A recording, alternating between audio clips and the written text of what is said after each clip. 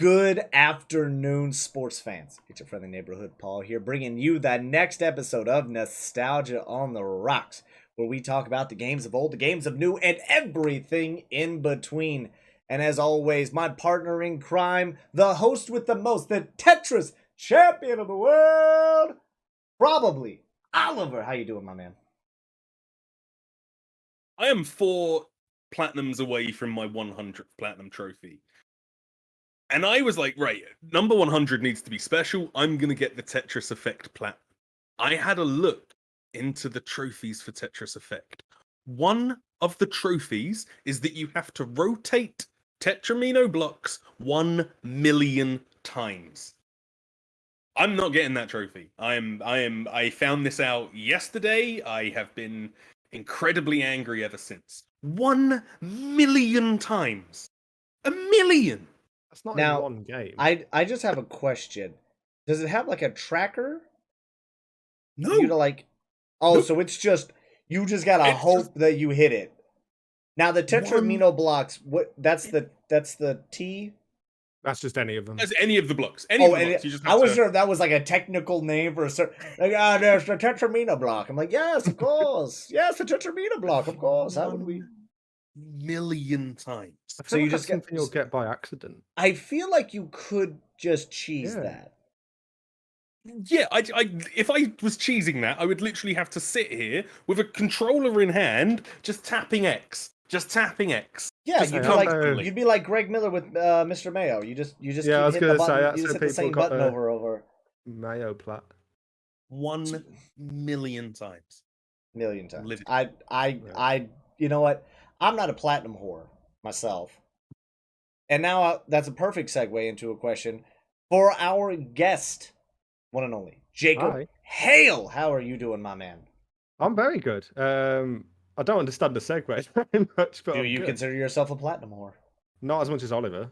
Not even So, in the slightest. so yes, but not as Yes, bad but- as you. So my thing is like I go for platinums for games I really love, Mhm. and that's it. And even then, if a platinum is ridiculous, then I'm not going to bother. But I'm not going to sit there rotating 1 million Tetris pieces. Sorry, Tetronimos, whatever they're called. I don't just platinum games I love. I have the platinum on a game called Color Guardians, which is it's an endless runner where there's a green line, a blue line, and a red line. You just have to jump between them. I have that. It was all. I have a lot of. I have a problem. Yeah. That's Hear no it. arguments from us. I was gonna say that's all you gotta say. But we love you nonetheless. Ladies and gentlemen, you guys didn't know, like I said, this is Nostalgia on the Rocks. Today we are gonna be talking about what we are looking forward to in this post E3 2021 world. But before we get to that, and before we get to what we've been playing, well, how to figure out what we're drinking. And we're gonna start off as always with none other than probably Oliver. What is in your glass today, good sir? I'm on the lager again this evening. One of my favorite lagers that I've not seen in stock in the Asda that I frequent for a while. But it's a very good lager. It's a Boston lager. It's the Sam Adams. Oh wow. Oh wow, Sam Adams. Mm. I didn't even Good know drink. they sold that over here. Mm. It's a rarity. You don't find it everywhere. There was a pub I used to go to that served it on draft, and oh man, ooh. Cold pint of Sam Adams, fresh from a tap. Very good, very good. Sam Adams, I always attribute it because they always had the like the holiday flavors, so they always like they didn't do like pumpkin beer, but they also did like a harvest fall flavored one, and it always threw me off. But yeah, that's just how I always remembered like Samuel Adams, Boston Lager, fall, pumpkin spiced, blah blah blah. It's like, all right, sure. Word. But glad you could find it, and I'm glad that you're happy with it. Jacob, Never heard of it. what is? Well, you haven't heard of it. No, never. I'm gonna have to try it though. It's a big beer stateside. It's I don't know what would you say is sort of the equivalent over here, Paul? I know you've spent time. It's I would say Carlin. No, it's better than a Carling. I mean, popularity-wise, it's kind of tough. Mostly just because, like, you have stateside, you have your Budweisers, your Coors, your I'm blanking on the other ones, your Millers, all that kind of stuff. But like Samuel Adams was always like a slightly more like bougie beer, like a slightly more like when you're just trying to get drunk at a 4th of July party, you get the Budweiser, you get the Millers, you get the the Yinglings. But if you're like going to a family dinner, you might bring some Samuel Adams. If you're meeting the in-laws, you might bring some Sam Adams, something to class up the place while still being beer. Like a Peroni. Yeah. Like, or yeah, Estrella. Yeah, an Estrella. Like, a Yeah. decent lager. A decent. Yeah. Something that you're just like, this has a level of class to it. This is not simply some bottom shelf gas station buds. Nice. But Jacob, what is in your glass this fine evening? At the moment, because I'm trying a gluten-free diet for a week and it's weird, so I'll tell you that. So I'm off for beer. So I've got some ciders, and I've drank a pear cider. I'm currently on a pineapple cider, and then I've got a berry cider to follow, and then I've got some leftover Kraken rum, which is the best goddamn rum in the world. If you've not tried it already, to finish off. I mean, it's for a dark rum, yeah. For a dark rum, I'd say that's probably up there. I have partaken in the rum in quite some time. I used to be very deep into the rum, and then I've swapped over to whiskey as I've just gotten older, and my taste buds matured a bit. Oh, I just go away from this. I dread the day. Well, it was more of I stopped buying soda. I was like off soda for a bit, and drinking rum straight is kind of weird. But drinking whiskey straight is perfectly fine. So I was like, all right, don't have a chaser. Scotch, easy. I actually have like a funny story. But so last week, I went up to Manchester to visit my friend, and we ordered. I think my friend ordered vodka and apple juice, which was weird as it is, and then I ordered rum and Coke. But they mixed up the order because you have to order on your phone now. It's table service, isn't it? So they brought rum and apple juice and vodka and Coke. And I tried, it was cherry rum. It was Old J cherry spiced rum. And it was it's my favourite rum apart from Kraken, probably. That with apple juice is actually amazing. Yeah, I can imagine. That sounds so you have a cherry rum. Yeah. And apple juice. It tasted like Haribo's. It was so good. Like, it was so nice. And honestly, like, you're pulling that face, but then everyone at the table, because I was like, this is actually really good. Like, they all tried a bit, and they were like 2 of them ordered one after. It was that nice. It was really good. I mean, look, I'm not going to knock a drink until I try it, most times. There's a few drinks that I just refuse on principle. But most of the time, I'll try a drink before I, like, am disgusted utterly with it. But at the same time, that is just an odd, happy accident. Because I've had vodka and Coke. I've had that. Yeah, it's a bit boring, isn't it? Yeah, it's one of those, like, you're at a bar, you're at a pub, and you're just like, I want this alcohol, and I know you have Coke. Pretty much. Yeah. It was a nice place for an actual cocktail. So I discovered something last weekend, and I'm going to carry this forward with me for the rest of my life. It was really fun. It was great.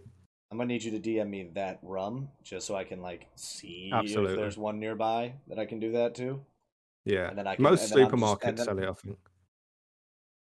Yeah, see, I don't know if I want to buy a whole bottle of it. See, that's the problem. That's what's always like at a bar, because like I'm not gonna lie to you, I may or may not have too many goddamn bottles in my house to begin with, in varying stages of emptiness. Now, have I been slowly whittling those away? Yes. Have I continued to restock those bottles when they go out? Also, yes. Is that the whole fucking problem? Probably, but you're not my dad, therefore don't tell me how to live my life.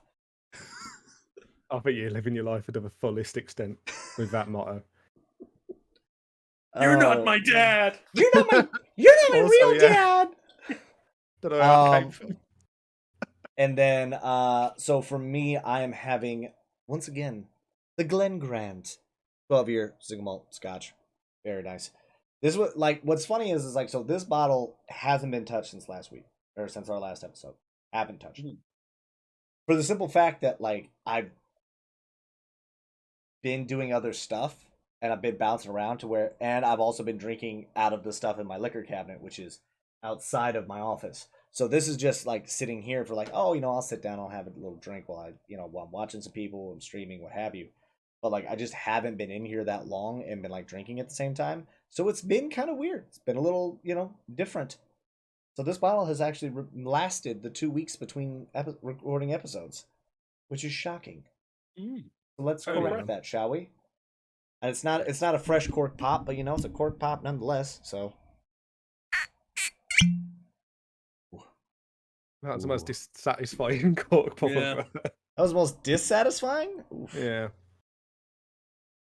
At least it's It's barely pop. audible on our end. Like, oh yeah, on your end, yeah. For the stream, it actually pops, but Discord will kind of mute it a little bit just because of how it goes.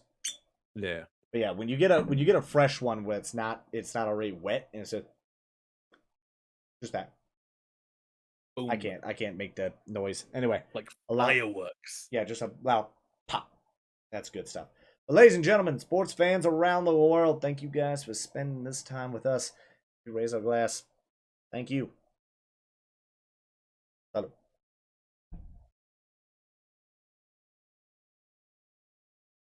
I feel like I should have poured a bit of rum for that moment. Oh well. That's fine. You can don't. Hey, spoiler alert! We're gonna do it at the end of the show too, so you can prep for that. I'll be on the rum by then. That's fine. All right. So starting us off is what have we been playing? Jacob, why don't you start us off, man? What have you been playing? I feel like it's fitting for this show. I've been playing a lot of Mass Effect again. Mass Effect. Why does that sound so it's the game with the sexy aliens, Paul. the sexy aliens. Yeah, I was going to say that joke would have landed a lot better if you didn't have an N7 helmet behind you. I don't know what you're talking about. I have no idea.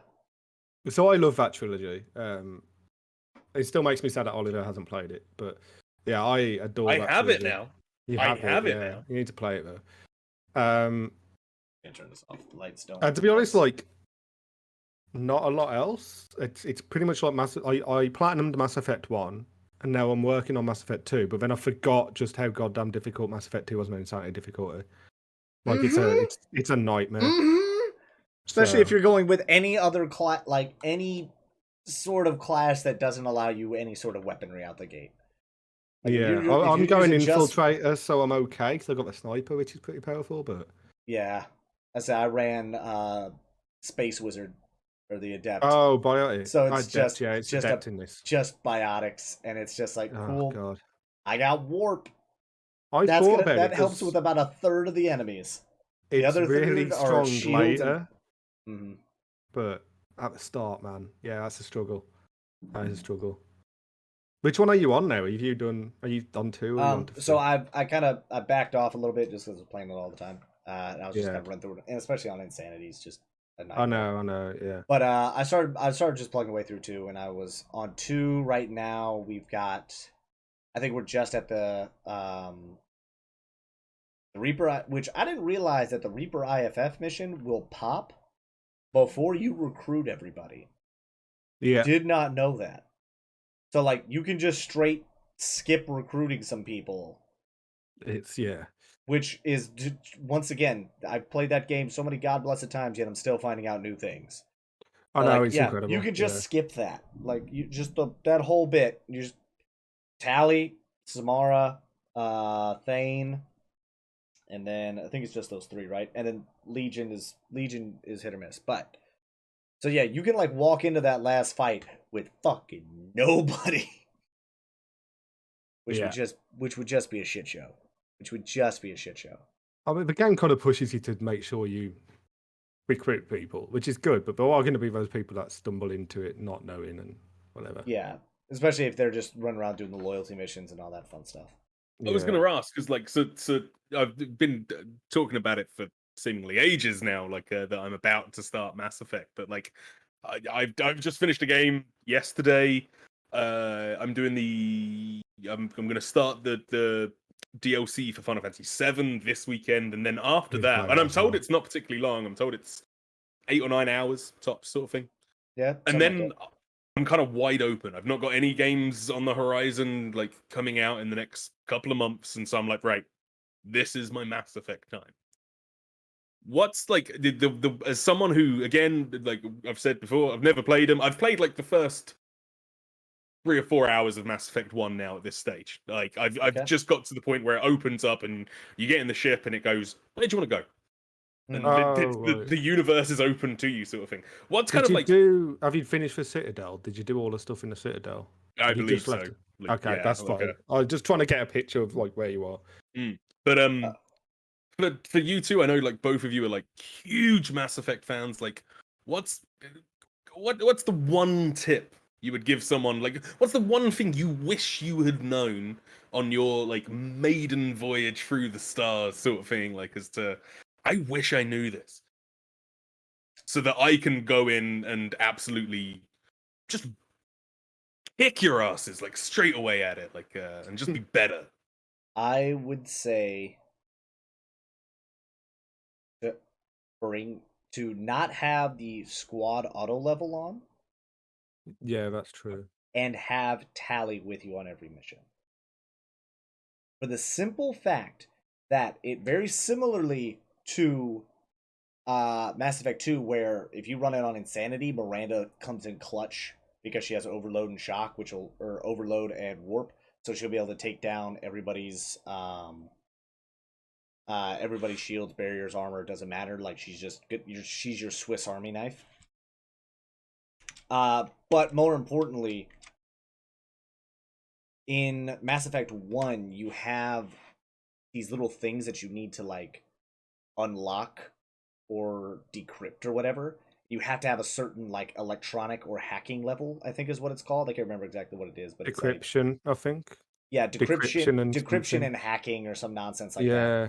But if you there don't, was a couple of those in the Citadel that were like beginner level. Like, yeah. So like for all the harder ones, if you don't have somebody on your team that is at that level, you just can't do it. They won't let you attempt it. Which is kind of fucking weird. But at the same time, it's like, yeah, if you don't have somebody at this level, you can't open it. Tally has both of like the stats, so like the decryption and the electronics or whatever. So she can, if you can max those out, then you can unlock everything after that point. Which is useful because those things will normally have more weapons, armor, upgrades, blah blah blah, sometimes just straight up credits. And then my second little tidbit would be don't bother buying any guns until you get the Spectre guns. Which you're going to be able to tell because they're like HGM something something something, and they're going to cost you like 500,000 credits each. Right. Yeah. So hacking, no shopping. Well, shopping, fine. Just for like armor and stuff like that. And to sell all the crap that you're going to get, because you are going to get you're going to be one of those selling a lot of crap. You'll max out credits halfway through. You're gonna mark a lot of stuff as junk. You're gonna want to just go through there, just treat it like Fallout. You just mark it junk, mark junk, and then when you get to a seller, you can just, which you actually have one on your ship, you can just sell that, and then you'll have more credits and you can know what to do with. So those are my two little tidbits. That's a tip for Mass Effect 1, really, isn't it? So I'll go with Mass Effect 2 because that's what I'm playing currently, and this is fresh in my mind because I forgot this, and it annoyed me that I forgot this until about 10 hours in. It would have helped a lot with some of the early stuff, but the weapons that you have, if you like hover over them when you're selecting them, it gives you a little descriptor, and it will say like effective against armor or ineffective against shields or whatever. Pay the fuck attention to that because I didn't. For the first like 10 hours I'm playing on this Saturday this time through, and god damn was I in some firefights like, why am I doing no damage? Super important. Would recommend looking at that. Yeah, I did that the last time I turned it on. Like I literally spent, I think, about an hour and a half just listening to all the codex entries I'd picked up, like in the Citadel, and Mhm. oh, the game is fucking deep. There is like, Yeah, there's a lot, man. I love They it. do a lot of world building, a lot of world building in that game, which is good. Which is good. Just there's a fucking lot of it. Yeah, there's a lot of it. But yeah. So those are like my little tidbits because you're running soldier, correct? I remember now at this point. It's been a few If- weeks since I played it. It's if Vanguard. Vanguard. Yeah, Vanguard's Okay. Yeah. cool. Yeah. Then you're fine. Just don't. If anything, just put it on Babum. Baby ass baby mode. There's no shame. in it. I did at the start. Like, Yeah, just run it on. I wasn't bothered about like being challenged by Mass Effect. I just want to finally know the story of it. Like, Yeah. Exactly, and that's the best way for anybody starting that game out. Anybody who's like jumping into it first time, I highly recommend just doing it on the easiest difficulty. Because as much as, especially for the first game, especially the fucking first game, because the first game, even with the update, the modernization, the way they've worded it, the combat still is not great. It's better, but it's still not easier, great. I think, than Mass Effect 2 though, on a harder difficulty. Oh, 100%. Do you not think? Yeah, because you're the guns, because you get all the gun classes, and the other gun classes actually fucking work. Because in the original one, if you weren't trained on that gun, Bloody the hell. reticle would go from like this, It's with like the gun you're that. trained with, to like this screen. Like when you aimed with a sniper rifle, it wouldn't actually aim down the scope; it would just zoom in a little bit. Now you don't even have to be trained on the sniper rifle to be able to aim down sights with a sniper rifle. Yeah. You just don't get like this power ups or like bonus damage with the sniper rifle. Which I didn't realise they'd changed. So when I was playing for Mass Effect 1, I played mostly with Pistol Sniper because again I was playing Infiltrator. Yeah. And then I accidentally selected a shotgun and I was like, wait, I can use this? Like, what? Yep, And I was they're like, actually this is great. usable. And then when you jump into Mass Effect 2, it's still like, nope, you get 2 guns. Unless you're the soldier, in which case you get all the guns. Yeah. But yeah, when I finish up this FemShep run and I do another run as Male Shep on Renegade, we're not playing on Exactly Insanity. what I'm Fuck gonna that do. noise. Yeah, we and are I'm not gonna doing that do it on on Insanity. We're going Renegade. I'm gonna go what is it? Actually, I think is it Vanguard? No. Is Vanguard the one where you get it's shotgun, pistol, and you get the charge? I think so, yeah. Then yeah, it's either gonna be that one or Yeah, because you're like the first line of defense. That's what a Vanguard is, and that would be shotgun and pistol, wouldn't it? So it'd be Vanguard or the one with the tech armor. Sentinel. Sentinel. There it is. One of those two will probably be the one I end up with. Why get to like between, because I know like like your character carries over throughout the game. So I chose Vanguard in Mass Effect 1. Will I get to change that? Yeah, you can respec. Yeah, they do a real fun thing in between Mass Effect 1 and 2 because of how those games played and like how they jumped generations, and like it was the first time you could play it on PlayStation because it was Mass Effect 1 was an Xbox exclusive if I'm not mistaken, and so they set up they start off the second game with like this is why Shepard's not going to look the same, or this is why you can like repick it. Okay. More than just they gave it like a semi-story reason, which works, but they give it like a I actually story think it's reason. really smart how they did it. Like, oh yeah, 100%. Yeah, you just, I mean, spoilers for an old game. Your ship gets destroyed, and you just get fucking spaced, and you get recovered, and you're like you're dead. Like you're just bits. You are bits. Dead. You are jelly in a suit, and then they just kind of they pump trillions upon trillions of credits into your body, and they make you alive again. And that is what you. And that's how you get to do it. You can redesign your face, your gender, your fucking class. Nice. Yep, all that stuff. I think it's a smart way of doing it, and it also ties into the whole story of Mass Effect 2. So yeah, and it works. It's good. It's really good. So. Fucking very nice. All right, so you've been playing just that, Oliver. What have you been playing, my man? Much, yeah. Last episode with Robert Highwind and Robo, I had literally just started. I'd played like an hour and a half or so of Ratchet and Clank Rift Apart. Mhm. I That kid's finished. game. Hmm? You're not wrong. I finished Ratchet and Clank Rift Apart yesterday. I did get the platinum, Nice. of course. Number 96. Number 96, everybody. Number Ooh, tip of the 96. hex. I didn't love it. Really? I think that game is fine. It is a jack of all trades. It is Playing really good games are just fine. I've heard this about Breath of the Wild, and now I'm hearing about no. Okay. I mean, Breath of the Wild at this point is memeing. It's purely memeing. It took me. It's PTSD, man. I've heard it too many times. Rift Apart, like it is the most stunning game I have ever played. That game is beautiful from start to finish. It is like you can literally like anytime you get to a new planet, like I would literally stop and just spin the right analog stick around slowly and just take everything in. It was awesome. It looked excellent. Okay. But just it felt like jack of all trades, master of none. The combat in it was fine. It was pretty good. Like it was competent, but never felt brilliant. The weapons, like I mean, the Ratchet and Clank games are famous for their weapons anyway. There's some really fun weapons in this game, but then there's also a bunch of weapons that are just fine. The enemy design is really, really awesome in the first level.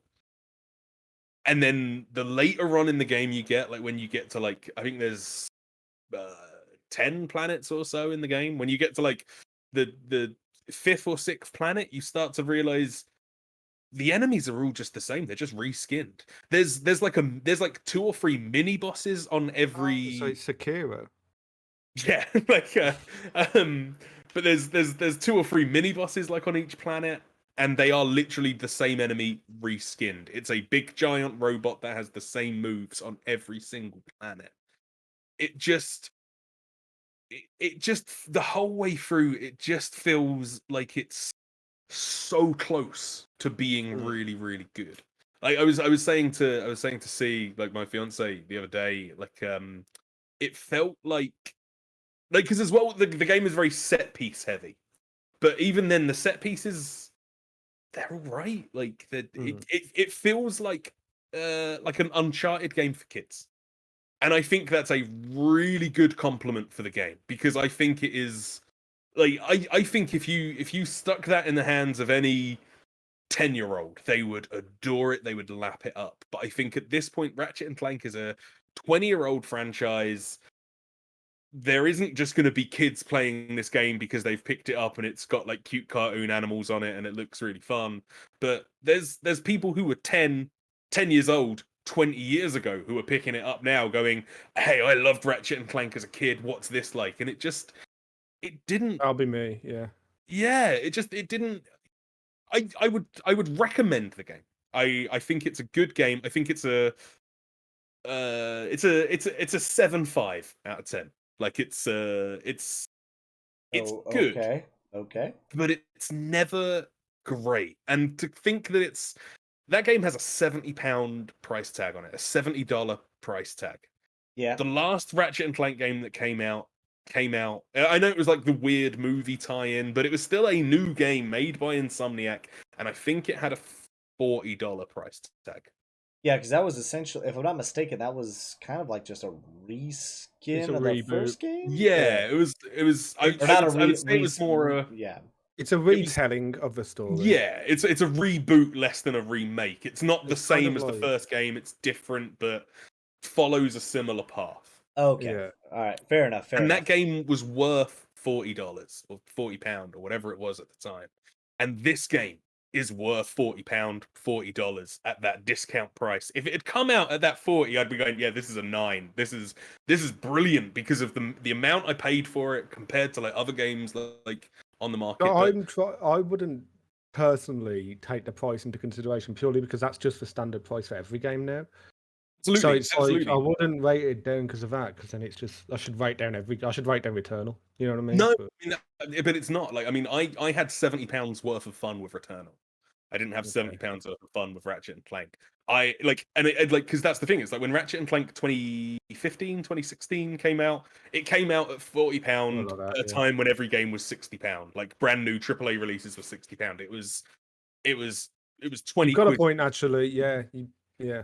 And if this had come out at £50, $50, yeah, it would be great as a sort of like slightly more budget discounted title. As a full price, I just it never went past being competent for me. Okay. And I was really disappointed because I really wanted to love that game. How many hours did you put in that game? I'd say 15 to 20. That's fair enough. That's a good amount. It wasn't like it didn't feel short and it didn't overstay its welcome. Okay. And as well, like So I said, like I got the platinum, so I did all like the extra bits and collecting everything. So you got a platinum, and we'll say you platinum the game 20 hours in, like about 20-hour time spent, 70 hours money spent, Mhm. pounds spent. That I'm gonna lie, that is pretty disheartening to hear. And it's like I think I preface this by saying it's a really good game. And like Paul, when you're able to get a PS5 in 6 years time when they finally stock one in a store somewhere. But it is a game that I would totally recommend anyone play, but 6 months from now when there's a sale on it, when it drops down in price. Like it's not I paid full price for it, and So I didn't love it. I made the call when it was announced that it was Game of the Year. Mm. And so far, everyone I've spoke to, other than yourself, has said this is Game of the Year. I think And those people have played Returnal, just so you know, because that was its main competitor up to this Man, point. it seems like there is some fire between you two that I don't know about. So, And I haven't played it yet. I kind of No, glad. me- I kind of like now. I'm just like I need to separate I these think- boxes more somehow. I think Oliver's statement, which sums it up perfectly, was when me and Oliver eventually meet in person, one of two things is going to happen. We're either going to punch each other in the face or we're going to passionately kiss. And it's Possibly just both. that's it. So we don't Possibly know. both. But possibly both at the same time. No, It just surprises me. I haven't played it yet, and I really want to. I'm getting through Mass Effect first because I don't want to detract from that, and I haven't got enough time to kind of juggle multiple games right now. So like, I'm just getting through Mass Effect, and then I'll see where I'm at. But I really want to play it, and it's just this is the first negative review I've heard of it. It's not even that negative. It's more of no. I think it's a really good game, and like it's not I think overly it will positive. Yeah, No, it's not amazing review, and I that think surprises there me. is like, as far as like Game of the Year is concerned, I can see this being nominated for Game of the Year stuff. I can see this maybe winning something like come We've to got the some the good Game shit coming out Awards. towards the back end of the year as well, though. We do. Oh. So, But We like, have some as far as like, things slated. For, yeah. In this like, post as far as, cyberpunk world, you can never remember.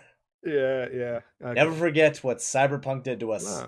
Never forget. Oh god. That game just came out out on the PlayStation Store. Like just got back and then into the PlayStation they put Store. out a statement like, Don't "We wouldn't play it on recommend it PS4. for PS4 players," which I think is hilarious. And I'm like, well, the PS5 version's not out yet, but you put it back on the PlayStation. Like, what's the point? I don't get it. Anyway, I feel like Ratchet and Clank, like come Game Awards this December, I think it will win Family Game of the Year, and I think it deserves it. Yeah, okay. I can see it being nominated for Game of the Year sort of stuff, but I just for like, because I'm the same. It's like I've read reviews of it where people are like saying it's a 9 out of 10. I've even seen like a couple of 10 out of 10s out there, and I just think, were they playing a different game game to me? Like, it was just like, again, I enjoyed playing it. I had a fun time playing.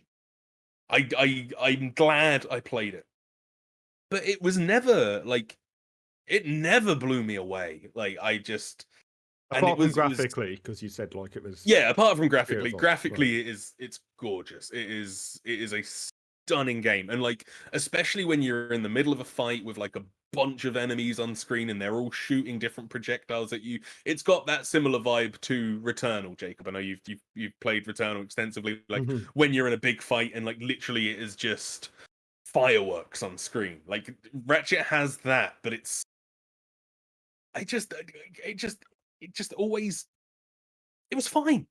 And I'm disappointed by it. Like I really wanted to love it and I just I adore didn't. those games, like Mm. all of them. So I imagine I'm gonna have a better outlook on it than you, but that's because it's more up my alley. Like Oh, I mean, so do I I though. love them. I'm a So. huge. I love mascot platformers. I loved like Ratchet and Clank 2015, 2016, whatever year that game came out. I loved it. I adored that game. Like and Yeah. I huge. I love Crash. I love Spyro. I love those sort of games. They are fun games.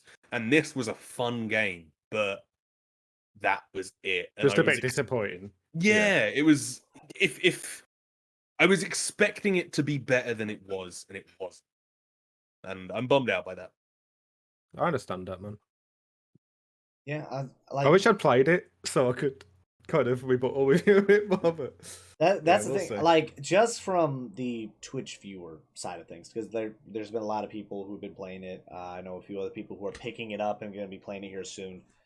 And honestly, like to your point, Albert, a lot of the levels look the fucking same. Like they don't look the same as far as like the aesthetic goes, like the planet design and all that stuff, but they jump up to a platform, there's a bunch of people, they swap between the 12 like 10 to 12 guns or whatever you have.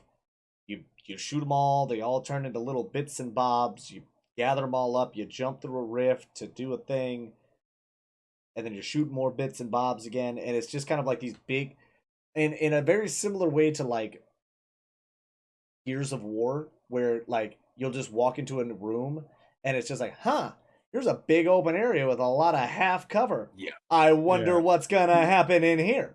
In a similar way, like, it's like in Ratchet and cover-based Clank, like you just jump up onto a platform. It's like, huh, here's a large open area. I wonder what's gonna happen here. Was You there a lot step of forward, puzzle and bad elements, guys. Oliver? Yeah, there's two major kind of puzzle bits. There's You play as Clank. puzzles. Yeah, you play as Clank Yeah. and do like there's a specific set of puzzles that Clank does. And then there is a thing called Glitch, and Glitch has their own puzzles as well. Because like that was, I did find the old Ratchet and Clank games, like as much as you are right, Paul, like there was a few puzzle elements. It did kind of break it up a bit, but maybe this game doesn't have as many. There's not loads, No. and they're sort of so the Clank missions. And Jacob, I know this will resonate with you a little. Like the Clank missions feel a little bit like the trials in Final Fantasy X. Oh, okay. They're all like you have to pick up an So they're item that dog does a shit certain thing if you put it shouldn't in be a in the certain game. place. Yeah, Oh, but like God. you pick up you have these items that are spheres that you put into certain places and they do different things. Yeah, Regardless of like on depending on what you've done with them. And that's they're pretty cool. fine, but again, there's maybe 4 or 5 in the whole game. And then the glitch puzzles are like sort of they're sort of a shoot 'em up. And again, there's 4 or 5 in the game, and they're fine. I never felt challenged by the puzzles. It was as soon as you go into the like, and again, I know this is a family game. I know it's not primarily for kids, but I know it has kids in mind, sort of thing. So that's fine. I don't have a problem with like doing puzzles and them being slightly easier than I'd maybe want them to be. But it's the kind of thing. It's like I never got excited to go in and do a glitch level or a Clank level. I went, oh, okay. I never let's do did this any one. original ones, to be honest. I was always, No. but I think it is nice to kind of break up the combat because otherwise it could get a bit stale. Yeah, but But then you they're have few and Ratchet far. Gladiator, which is just combat, and that's the best Ratchet Clank game. So who knows? Sure. I was a Jack and Daxter guy. All of Oh, this is same. Like all of this I is prefer Jack and Daxter, but Ratchet and Clank was like I second. I understand that Jack and Daxter is probably never coming out again, and I'm fine with that. I have It's the Naughty memories Dog. of what those Who games knows? were, and I like it being up there because I've seen too With- many games come back from the dead, and whew, they should have stayed dead. Yeah. With Jak and Daxter, I'd only ever played the first Jak and Daxter game, and I loved it, and I thought it was amazing. And it was only about a year or so ago that I found out that the sequels have fucking guns in them. Like, Guns, I was floating like, cars. what? Like, this was like a cutesy platformer, Jack like jump talks, over and to he's here. like a fucking badass. Yeah, I only found that Jack like a goes year from ago, like and now because I never actually played the first one. Funnily enough, I'm Oh, one of mate, those- what? I That played jump two. is- I played 2 and 3, so I never knew the first one. I had gone back and like got the story to it. Like I YouTubed like kind of like the story of the first game and how Daxter becomes Daxter and all that other fun stuff. I love the first one, man. But yeah, like the second one is like, yeah, you get a gun, and I believe it's the third one where you get a hoverboard, or do you get a hoverboard in the second one? I can't remember. But you ride around like a hoverboard, and you can just do like little tricks and stuff, like as you're just running second around and one. just like do a little kickflip off a thing, and it's just like, yeah, I loved it because it was like, oh, cool, it's like Tony Hawk, but I can to like also do other cool things and like random nonsense. But yeah, so that's okay. I so imagine oh, playing the second and third and then going back to the first would be terrible. it'd be, Like that. It's like Mass Effect. When you go from Mass Effect 2 to 3, when you go 2 when you're an idiot and you go 3 to 1, it's fucking weird. Or better yet, not even 3 to 1, correction. It goes 3 2 Andromeda 1 2 3. That is how I play that's how I played the Mass Effect series. I did 3 and 2, and then Andromeda came out, and I played Andromeda, and then I was streaming the games, and I was like, oh, let's see how Andromeda is. Andromeda crashed on me, or it got a bug to where I couldn't move forward. So I was like, cool, let's go back to the other games. And then somebody was like, you gotta play the first one. I was like, so I played the first one. Then, here we are. That's bang. I had no idea you played them in that Oh, bullshit. I played them in a bullshit order. I played 3. I played 3 like vanilla. No Nice. DLC, nothing. That's Played depressing, 3 man. Played 3 with the DLC. Got a little bit more story. I was like, oh, that's cool. Borrowed 2 because this was when I was in the dorms in Florida when I was living military, so we were in barracks. So like in my dorm room, like my neighbor had the second game. So I borrowed the second game from him, played it, played vanilla 2, played 3 again, and I was like, oh, cool. So this is where this. Oh, I'm getting it. And like, oh, this place carries it. And then I got the DLC for 2, and the same thing. And then like that's where I got like the little comic book to kind of like run through it, so that way I got to make the decisions in 1. And I was like, oh yeah, cool, this is perfect. I know I never have to play 1, never have to play it. And then came on stream and they were like, no, you have to. And I was like, fine. Yeah. And now here we are. So yeah, I played Mass Effect in a back-asswards way. I played Jak and Daxter in a back-asswards way. I do not let the number of the game dictate when I play it. I will pour the milk in. No, I can't even say that. I can't finish that line. It's That's very exciting. profound, but you probably should. Yeah. Just going forward as a little advice. It's like, yes, I like to watch. I watch episode 1, I watched episode Like 7, watching a 8, and series 9, backwards. then watched 1, 2, and 3, then 4, 5, and 6. Or better yet, watching That 7, 8, somewhat 9, makes sense. or going 7, 8, 9, 4, 5, 6, 1, 2, 3. Like that would be the other. Like, why would you do that? And then watching Rogue One and Solo at the very end. Yeah, I feel like For Star no Wars is a other- bad example because I released it in a fucking weird order, so it's like True, you did release it in a weird order, but it's all. it's like watching all series fun games. 5 of a show before watching any of a Yeah, preliminary series. yeah, I guess so. But yeah, I'm like I said, I'm a bastard. What do I've got nothing else other than that. So what have you been playing other than Mass Effect? So I have been bouncing between a few different things. So obviously, I've been playing a lot of Call of Duty recently because the new season dropped. I haven't Playing played that. the new season yet. Call of Duty is one of those fucking games that I fucking hate it, and I Yeah. fucking love it. Yeah. Because I hate it because like it never fucking fails that I am bad. I got the fancy schmancy fucking Xbox controller with the fucking extended all that still. Well, don't get it twisted. I love this fucking controller, but Yeah, it's a good it controller. doesn't make you better at the game. You know what I mean? Like, I'm still bad at the game. No matter how much I try, no matter how many times I jump in with, like, Elsman, Ellie, MC Fixer, whomever, like, I'm just bad at Call of Duty. It never fucking fails. But I still love playing the fucking game so much. Like, it's still so much fun to play when you got those people in there and you're just goofing around. Like, me, I was playing recently with Miss Envy, Britster, and Batchild. And we were just goofing around. Didn't even realize. Had no idea. We were playing the Resurgence map, which is like a little smaller map, and it's like a one where you can kind of you can keep respawning to a certain point, unless the team gets fully wiped. And we were running through that, and then all of a sudden I look up and I'm like, I've done pretty well, like kill wise. I've putting the team in a backpack and I've been carrying them, but we're doing good. All of a sudden I look up and there are 3 teams left, and I'm like, oh shit. Focus up. Let's go. Let's try to get this win here. Because before we were just kind of like fucking off a little bit, and we were just kind of hanging out and shooting. And next thing I know, I'm just sitting there and I'm just like, la-di-da-di-da, looking out the window, like, that smoke's getting well ring. How many people? And this is a game you're bad at, right? This is a game you are self-proclaimed bad at. Oh, people that claim that they are bad at Call of Duty are actually really good. I am bad. I am bad in the realm that I am putting myself in. It's kind of like when you're the worst quarterback in the NFL. If that makes sense. Okay. Let me rephrase that. The worst starting quarterback in the NFL. Whereas, like, you're bad in comparison. However, you're still a starting quarterback in the NFL. Now, am I saying I'm a starting quarterback in the NFL in this scenario? Yes. But at the same time, I know there are dozens upon hundreds upon thousands of people who could wipe the floor with me in Call of Duty in 1v1 on Rust. I understand that. However, are they as entertaining as me? Some of them might be.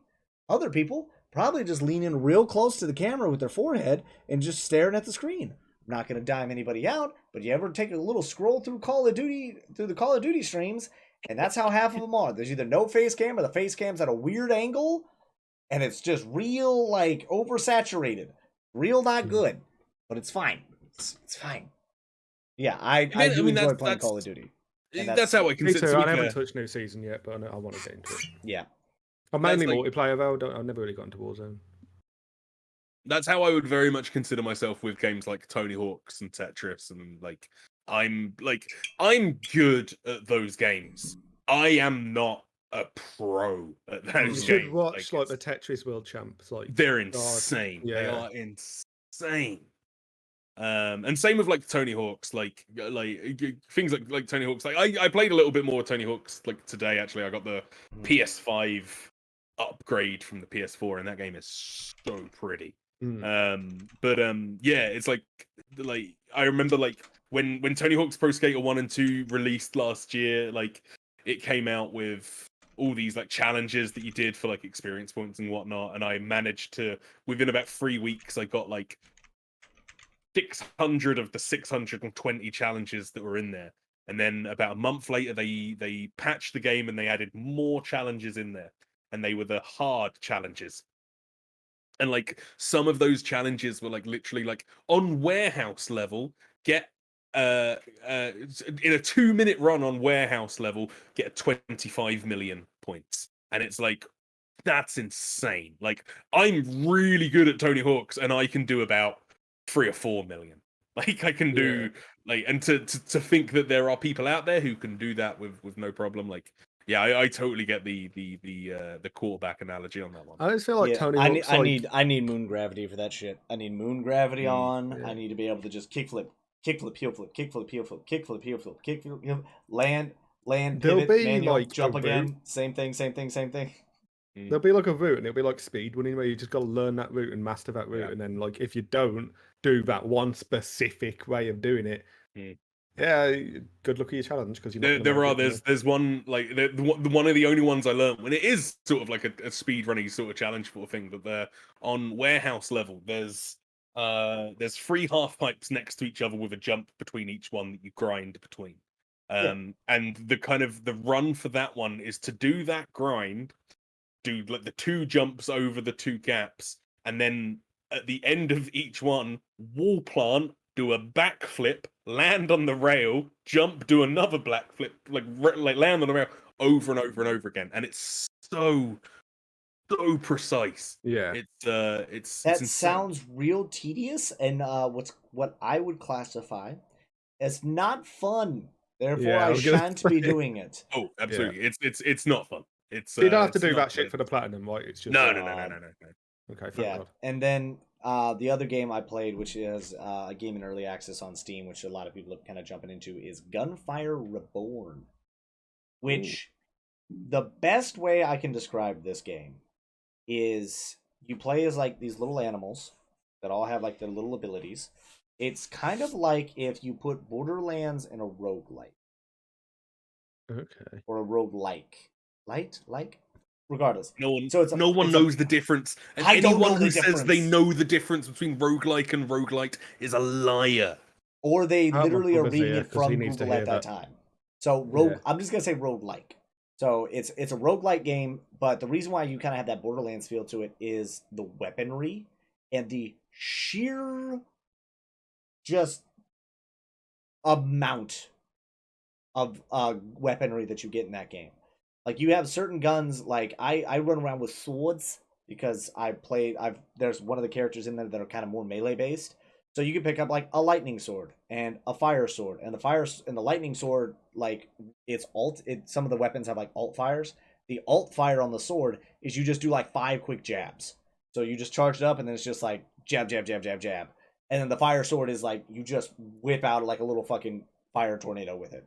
Why? Because video games. But there's like so many different swords, or like so many different guns, and then like the character models that you have, which there are 5 right now, and there's going to be another one that they release because it's still early access. So I think in fall is when the 1.0 is going to drop. But so far you have Cat in a Hat, you have a Rottweiler Gunzerker, you have a Punchy Bird, another animal that I like to call Lion-O, aka Thunder Tiger, aka Lightning Kitty. And then you have a pink rabbit, who we have taken to calling Lola Bunny. Nice. So you have Cat in the Hat, kind of just dog, but it's just the Gunzerker, because it's the Gunzerker from Borderlands. His special, because they all have like alts. So like the Cat in the Hat's alt is it will like throw out an orb that will like lock that individual into place, like it'll stop them, which you can also use for the big bosses, but it's like does way less damage and all that shit, all that stuff. The dogs is it pulls out 2 guns. The birds is it just does a fucking flying kick. And then the Lion-O, aka Thundercat, aka Lightning Kitty, just does like a little just has like a lightning palm. Its tattoos glow, and then it just shoots lightning out of its hand, like goddamn Palpatine. And then the Lola Bunny, I have no idea. I haven't played her yet. I haven't unlocked her. But it is a game that you can have 4-player co-op, and god damn it, is it actually fun to run through. They only have 3 levels right now, but they have 3 levels with 6 bosses. So you have like a boss and an alternate boss at the end of each stage. And it's honestly it's just a lot of fun. It's one of those games that like you hop in, you put on a playlist, whatever song, whatever absolute tunes that you're listening to right now. And what's this coming out on? Is it just Steam or right this now, sounds like a Switch ass game to me. Like this sounds like a game. Well, I know it's on Steam early access right now, but I imagine it's coming out for everything.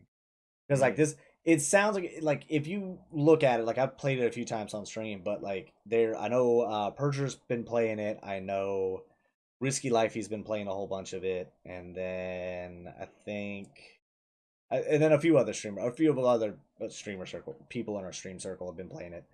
But it's just been a lot of fun, and right now it's $10. It's $10 on Steam, and it's like not a huge download on the computer.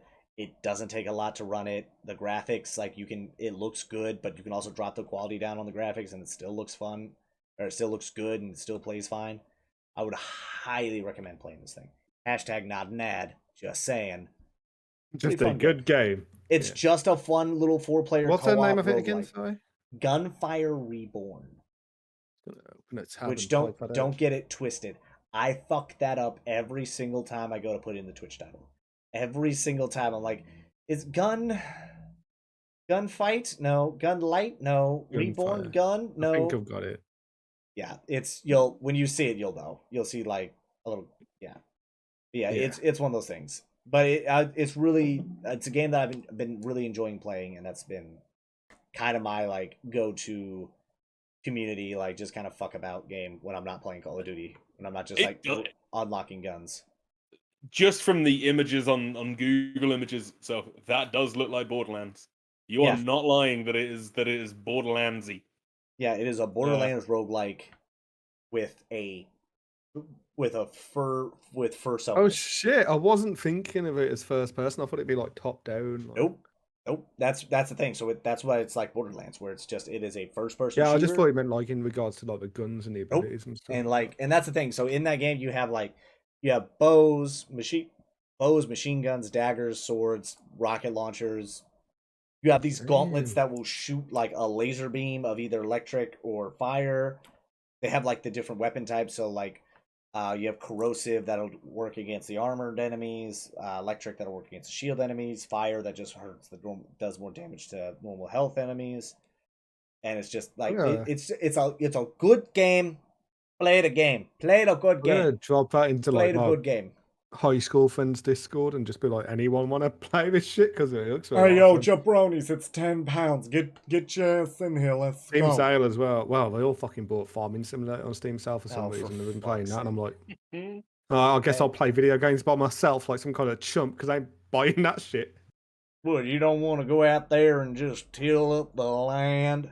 Really, just give yourself a night. I'm not gonna stop with that now. Anyway.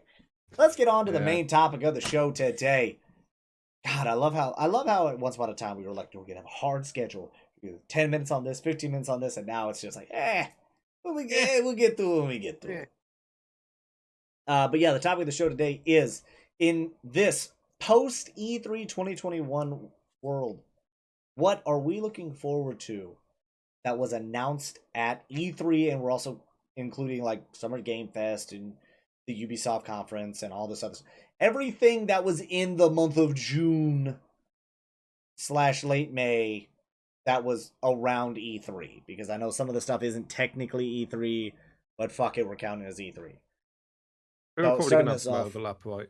Yeah, there's going to be some overlap. So how about we'll start off with our lovely guest, Jacob. What's one of the things that you're looking forward to? Elden Ring, for sure.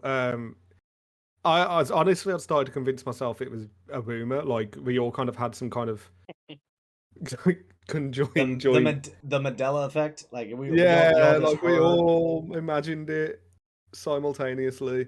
But yeah, finally getting like some news on that, and not only news, like gameplay, a release date. Like my hype is back up and running on it. And actually, like I watched an interview with George R. R. Martin that he did on YouTube. He only really designed like the world building and the lore and stuff like that. He didn't really have a lot of say in like anything else.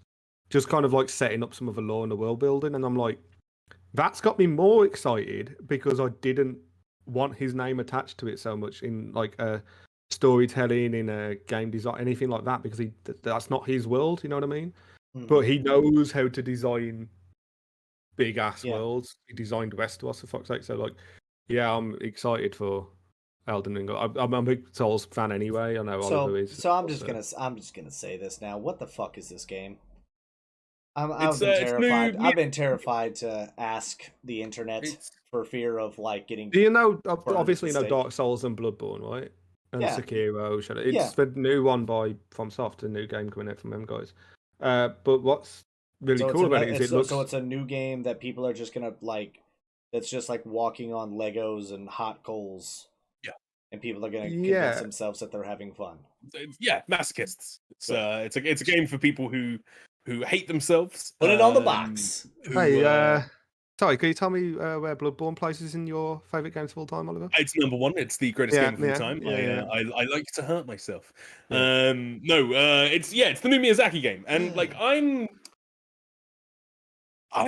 like, I think it looks incredible. Like it looks like Dark Souls cross Zelda. It looks like And- they've taken the best parts of all three, Dark Souls, Bloodborne, and Sekiro, and put them into one game. Mm, That's what it mm. looks like. It looks incredible. And like they've made a big deal out of it being like open world. Like it's a lot bigger than like it's the biggest game that FromSoft have ever made. It looks incredible. It does look good. I don't know if I'll ever get around to playing it. Of all like the FromSoft games, Bloodborne's the only one that's ever really, really grabbed me. Like Dark Souls. I was never a massive fan of the Dark Souls aesthetic as much. I'm not like a big fantasy guy. And Sekiro, I enjoyed what I played of it, but fell off of it pretty quickly.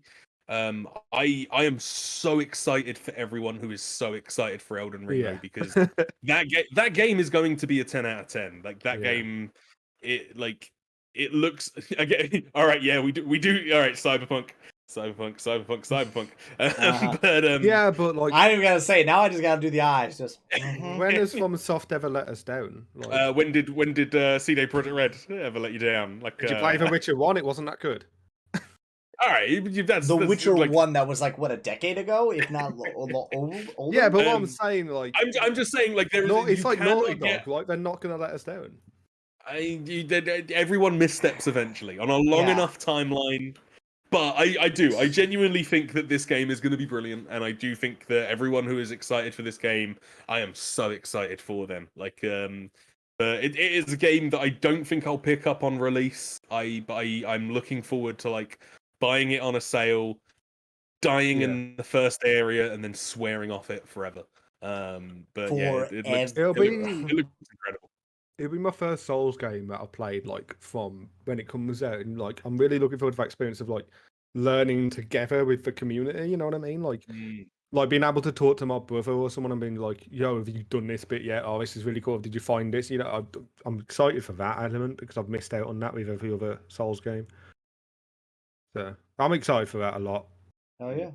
Well, I'm glad you're hype about it, but like that was the thing. Like everybody was like, "Oh my god!" I'm like, "Yay!" It's kind of like when you're watching something and everybody around you is freaking out, like, "Yeah, yeah!" And you're just like, "Yeah." Me in any sports bar, basically. Yeah. Like when they're watching. For me, it's cricket. I don't know what the like. Yeah. Everybody, I wait. Cricket. Look, I'm not saying I enjoy cricket. I'm not saying I understand cricket. I'm just saying that when cricket is on and the people around me in the pub are freaking out and losing their mind, I know to respond in the same way they are. You learn that. That's how you survive in pubs in the UK, I found out. It doesn't matter if you don't know what rugby is. It doesn't matter if you don't care about football. It doesn't matter if you don't understand cricket at all. Other than the fact that they throw balls and sticks and they hit the ball and the games last for like 4 days. But you respond with the crowd. Yeah. And then other than that, Horizon 2 would be my Forbidden West would be my second choice. Yeah. But those are my most anticipated game of this year. Still probably of this year. But we've got Back 4 Blood as well and stuff that I want to talk about. But yeah, Elden Ring's next year, so I'd say my biggest thing for 2021 is going to be Horizon 2. Now I know I'm gonna skip you because I know we're gonna run some of those. Oh no, see you later then, guys. I guess. I know. No, I've seen a bit, man. Well, because mostly I just want to touch on my 3/4 because I forgot about the fourth one in here that I was lovingly reminded of in chat. So the first one is I'm hyped for Halo Infinite. I'm actually hyped about this game. I very much like kind of went radio dark on this one. I just didn't want to know anything else about it. I knew the game was coming out. I was like, cool, I'm gonna play it. Gonna have fun with it. And now that the multiplayer is now free to play and they're not putting any loot boxes in it, they're not putting That's a good fucking move, by the way. Like any of that stuff because like it's already they're getting people in there with Game Pass and stuff, right? Like Xbox is already trying to sell you less so on the console. Well, I mean the console still is like the most powerful console in the world, which best fucking believe I am getting. Mark my words, if I can remember to bookmark it, there is going to be a goddamn Xbox mini fridge sitting somewhere in this fucking region That's the thing I'm most hyped for from E3. Bro, I That fucking fridge was I don't even beautiful. have a Series X. I got a Series S. But best believe I'm getting a fucking mini fridge, and that is going somewhere in this region. That was beautiful. I will remove this chair. Honestly, if I'm being real, this chair is probably going to go bye-bye. And then I'm just going to put the mini fridge like right there. And I'm just going to put That's the flamingo incredible. on top of the Do mini it. chair. Do it. If I can get it. I got lucky with the helmet. I don't think I'm going to get lucky with this Xbox thing. Because there are way too many mother lovers out there who are going to want to snatch that thing up quick, fast, and in a hurry. And if it's like the Xbox Series X launch, any UK store is not going to want to take my credit card because they're like, this is an American card. We don't know how to process this. But I digress. But Halo Infinite is the game itself. I'm very excited to see where they go with it, especially with how they left Halo 5 and kind of like, okay, what's going on, what's happening, and then kind of hopefully ending this story. I'm not gonna lie to you. I was ready for Master Chief to be done at Halo 3. I think everyone was. Yeah. Halo 4, I was still okay with. It was still fun. You got like this other new race thing. But then when they introduced Spartan Ops in Halo 4, that wasn't just like a, hey, you get to play as your Spartan running around with your friends. They actually had like legit fucking cutscenes into all those that continued the story of 4. I was like, oh shit, is this where we're going to go? We're going to follow like these Spartan Ops teams, not necessarily a Master Chief. And I was totally down for that, and I would have been like, oh, that's cool, because then you still could introduce Buck as a Spartan and Spartan Locke and all these other people. You still could introduce all these people, but it's like less of them chasing down the Master Chief for treason. Because that, spoiler alert for fucking Halo 5, that's essentially what it boils down to. Master Chief is going after Cortana. Spartan Locke and his team are going after Master Chief, and they're like Spartan 2s. Which is like bonkers to think about. Because Spartan Locke and them, they're Spartan 5s? I think? Just politely nodding, to be honest. Okay, fair enough. Halo knowledge is I'm limited. a dork with some of this stuff. So, like, the Spartan 1s are things like they're not even like Spartans. Those guys were like, they were like the real fucked up things didn't work. Spartan 2s were like where Master Chief was, where like they were kids that then they molded into Spartans, which is why they're like fucking 8 feet tall. The Spartan 3s are the people that you see in Halo Reach. So, like your whole team there, that's like they're all Spartan 3s. Best game. I love Halo Reach. I ain't gonna lie to you. I love that game to death. I think that game's so the only one I ever played. So good. Honestly, that's fine. Reach is great. Once again, that's why I thought they were gonna go with those games. Is you were gonna get more like other Spartans doing shit. I would have loved that. There's still a chance. I'm holding out hope. They had 3 ODST, which was cool. Because it's just ODST was good. ODST is fun, and that's I'm gonna be playing that game in September. The multiplayer was really good. I never see. That's the thing. Reach was that once again playing shit in weird orders. Reach was the first game that I actually like owned and played. I played a little bit of Halo 2 multiplayer, but Reach was like the only one that was the first one that I like bought because Achievement Hunter and Horse, because we would just make the maps. But I digress. I'm getting off topic here. But I'm really excited to see where they go with this because it's like with how 5 ended, it's like, okay, what's gonna happen here? And then like all the stuff, all the promo images and all that stuff that we've seen, it's like, okay, this looks like it could be really good. I'm hoping it's gonna be solid. And then now we're seeing that the multiplayer looks fucking ridiculous. And I'm really, really hype about the Halo multiplayer stuff. So, I have 2 questions regarding Halo Infinite. Okay. And the second one leads directly from the first. Number 1, do you think it hits this year? Yes. And 2, do you think that's going to be the right decision?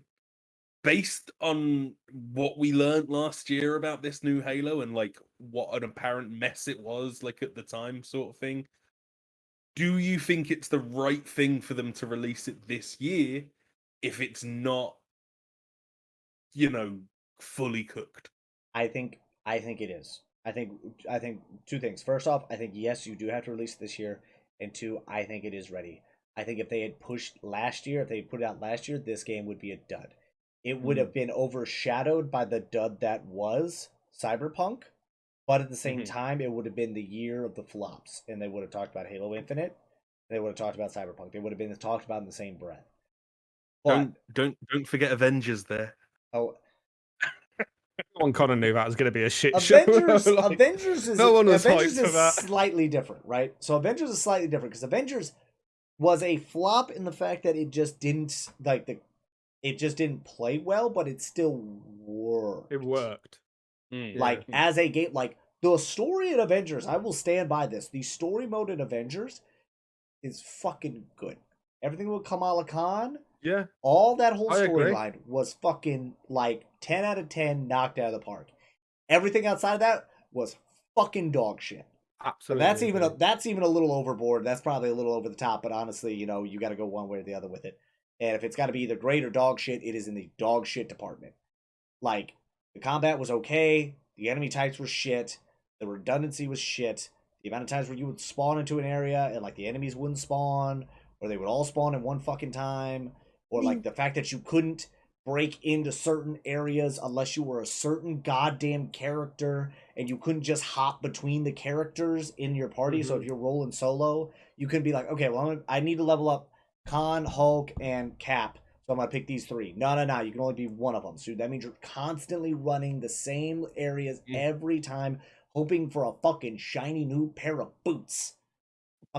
I'm not good at those games. Well, not even not good at those games. I do not enjoy playing those type of games.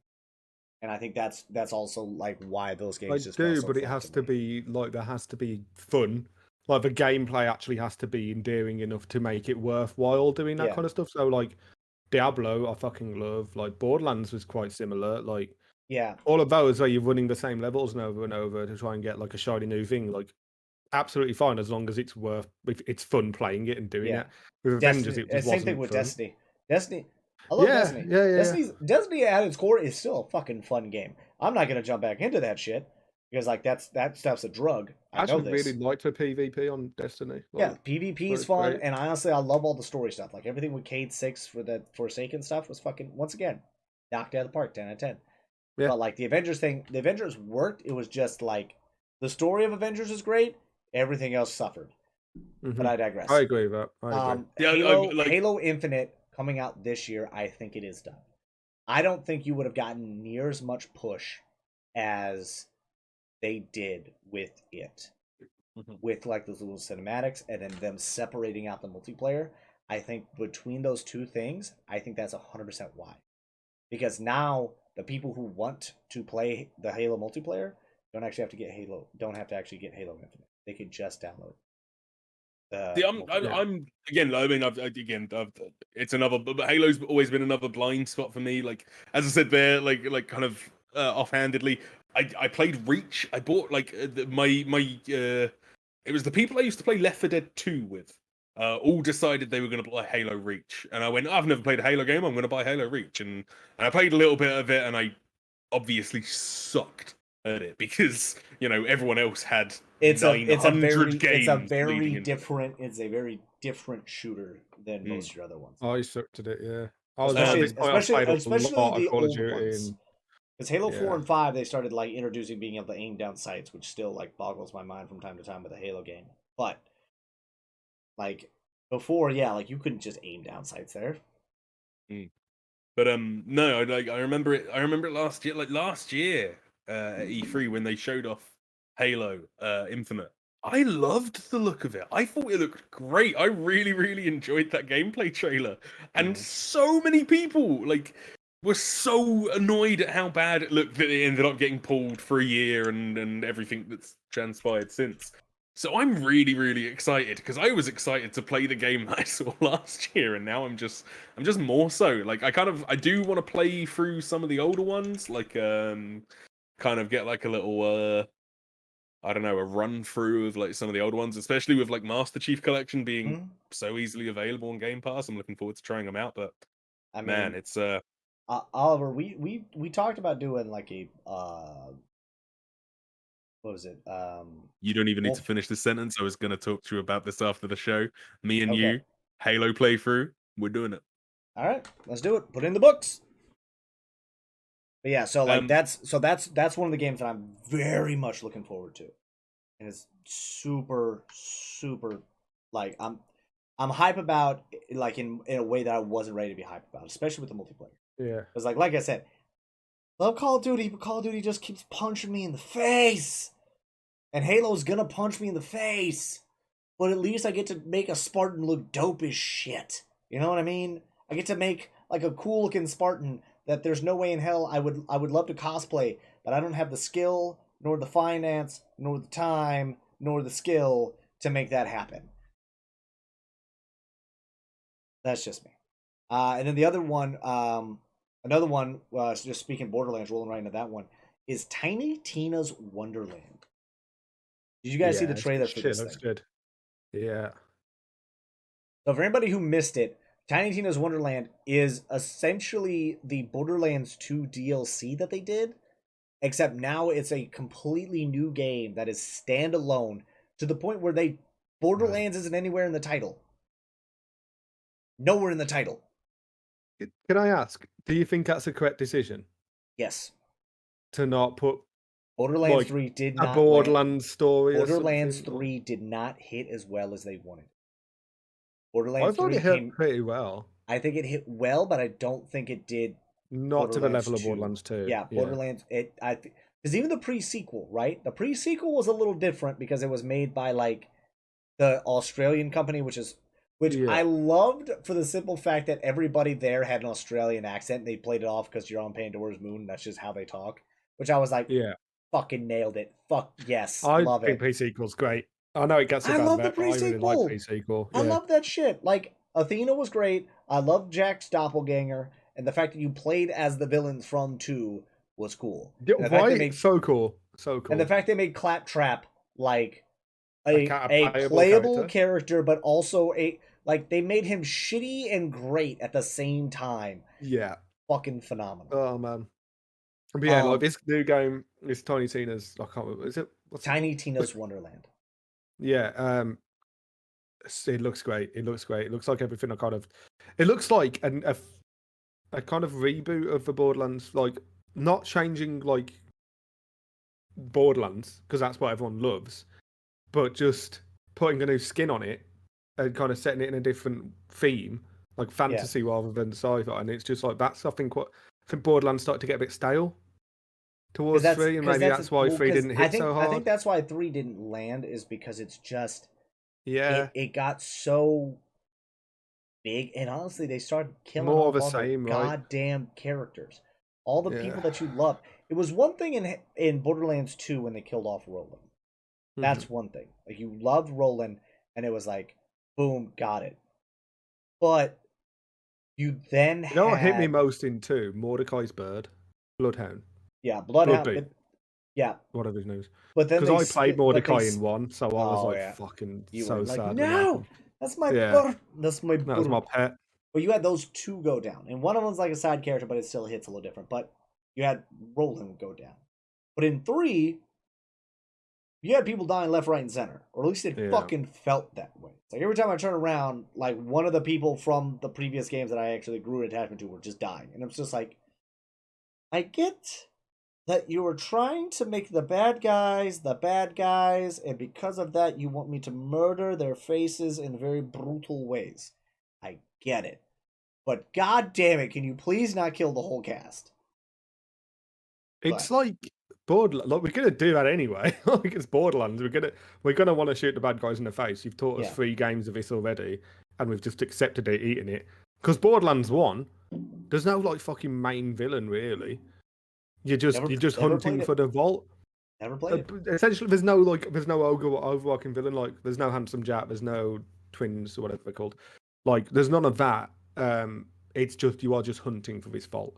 So, but like, I loved Borderlands 1 to the same extent that I love 2, 3, and 3 sequel, because I don't play it for the fucking stuff. I play it because it's fun. You know, it's a fun looter shooter. So. Yeah, it seems like they tried to get a bit too big for their boots, and I'm glad they're kind of refreshing it with this. I think it's think it's gonna be Yeah, good. and honestly, like doing, taking those, taking everything that they've learned and they know and they've done well from the previous games, and then yeah, like just throwing a D&D twist on it. The amount of Yeah. things that you can change up just by changing the setting, by the genre, like still keeping the mechanics the same, the storytelling, even the voice actors, because I mean a lot of the voice actors are coming back for this one. Um, they're just changing up the genre, and that opens up the door for different stories to tell, but still kind of feeling like it's in that universe without it Mm. just being so jarring. So you're like, well, wait a minute, we were just on Pandora and now we're over. What? Oh, okay, I guess. But it's like now you're in this whole new fantasy realm. But you still have Tiny Tina and you still have all these other people that I imagine there's going to be some sort of carryover between it. And it's just fucking love to see it. Love to see it. I'm really looking forward to it. And we also get Andy Samberg, Wanda Sykes, and Will Arnett. And that game's gonna be funny. That game is gonna be. Like I said, I'm fucking excited. I want it in my hands. I'm gonna be playing that day one. I'm not gonna do like I did Borderlands 3, where I was trying to sprint through that fucking game. Ain't happening this time. I'm taking my time, playing it. Spoilers be damned. And the Me and my last one brother is are a always game. gonna play them together. We played 3 together, so I'm really excited for that. Oh It's yeah. gonna be good. The last one. Well, not the last one. Okay. The next one, which is a game that we already knew about. Me and a lot of the Carl Collective, NTO, whatever other random Twitch group that you want to call, played the demo for it in 2020, like summer of 2020. Party Animals. This fucking game, which is a lot like Gang Beast. It's Gang Beast, but you're like mascot suits. Is now coming to Xbox Game Pass. It's coming out in 2022. And it fucking hurts. Fucking hurts, all right? I was getting that excited. game Then I out. thought we were about to talk for Back for Blood, but Yeah, same. He baited us Well, in, and it was we like got two. summer We got- 2020, and I was like, was it that long ago? Alpha was out, and then it broke my goddamn heart at how Party Animals just came out, and it was so fun, and it was like just so bare bone. But like there's so many, like Robert Highwind has some great clips. I've got some I think I might still have them up. I might have deleted them because I ain't gonna lie, I was pretty when we were during those streams, so I was gone. So I'm just sitting there like playing like this, like I'm like, good lord, Paul, open your eyes. But yeah, like that game coming out, and I can't wait for that game. But that's like just a silly kind of family party game thing. Last one I'm going to talk I haven't about. really heard of it. The last one I want to talk about. I will say Party Animals was really, really fun. Like Party I only Animals played was it fun as times, shit. but It was fun good as fun. shit. Good fun. Last game, which was like their one more thing, if I'm not mistaken, Red Falls. Red Falls. Which, to me, looks like Left 4 Dead with vampires and shit. And fucking hell, do I want this game now? Both you guys saw the trailer for this, I assume? It Yeah, looks but incredible. it like does. I need to see some gameplay, but the vibe looks incredible. Like It does look really good, but I just don't know if we have enough room for like 2 of those kind of games that coming out simultaneously, essentially. Because we've got Back for Blood coming, which I'm already excited for, and it's kind of like you're gonna have to pick and choose which one, because it's gonna be weird playing one of both. Do you know what I mean? Mm-hmm. Well, because they do. That's the thing. They both kind of have a similar feel to it, where you're a 4-player exactly. co-op team clearing out a PVE. But I think with them, I think it might. I feel like that one's gonna feel a little bit, I guess, not like Borderlands, but it's gonna be more of like you have your characters and they all have like different abilities versus like Back 4 Blood, where they do have different characteristics and they do get like certain benefits, but for the most part, like they're just swappable for the most part, if I'm not mistaken, if I can remember from the alpha. Yeah, I feel like there's a different enough. Again, I mean, we've not seen any of Redfall in action yet, but I feel like Back 4 Blood looks like it's going to be it's Left 4 Dead 3 in it's just essentially, be and Redfall looks like it's going to be trying something a little different, and I think there's enough room between those games. I think Back 4 Blood is October. I just They've hope said they Redfall is summer next year, so I think Yeah. Yeah, there's that's enough fine. time. For I them didn't to know the breathe. like release window, but all I was hoping for is like they released far enough apart where, you play Back 4 Blood for a bit, and then you go, you kind of start falling off it, and you start focus falls elsewhere, and then Redfall hits, and then you're like, oh shit, yeah, like I'm gonna get into this now. So Yep. yeah. Yeah, so those are my big ticket items, and then of course Back 4 Blood, which I know Oliver, you have that down as one of your games. So like that, which did you guys were you guys able to play the alpha or beta? I No. purposefully didn't. I stayed clear of the out. Like it was the kind of thing. Like so, Left 4 Dead is one of my goats. It is one of my favorite games of all time. Like that is a game that I probably easily put 3, 4, maybe even 500 hours into. Like in the year after it first came out, and adored it. And then sort of kind of after I think it was after I bought the PS4, I got rid of the Xbox 360 and then gave that to a friend, so I had no way of playing Left 4 Dead.